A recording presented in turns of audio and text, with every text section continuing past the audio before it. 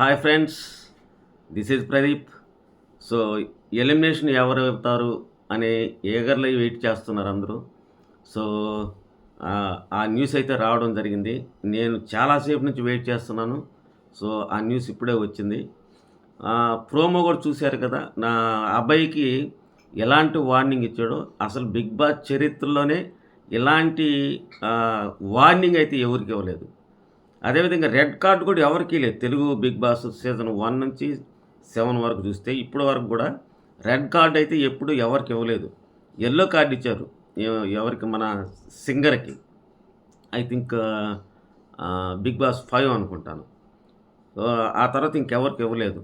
So చాలామంది ఏమనుకున్నారంటే red card చూపించారు కాబట్టి మేబీ అతన్ని సీక్రెట్ రూమ్‌కి పంపించుంటారేమో.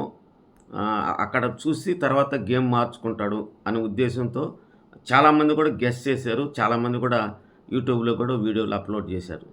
కానీ ఫైనల్‌గా ఏంటంటే ఓటింగ్ పరంగా కూడా అతను లీస్ట్‌లో ఉన్నాడు. ఎందుకంటే అతను గివ్ అప్ ఇవ్వడమే, మన జరిగిన గేమ్‌లో గివ్ అప్ ఇచ్చేసి సైలెంట్‌గా కూర్చోవడం వల్ల ఓటింగ్ అయితే పడలేదు. ఇది వాస్తవం.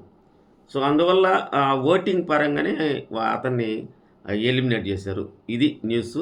సో ఎవరైనా ఇప్పటికి కూడా లైక్ చేయకుండా ఉంటే ప్లీజ్ లైక్ చేయండి, షేర్ చేయండి, సబ్స్క్రైబ్ చేయండి. రాత్రి జరిగే ఎపిసోడ్లో చాలా విషయాలు ఉన్నాయి.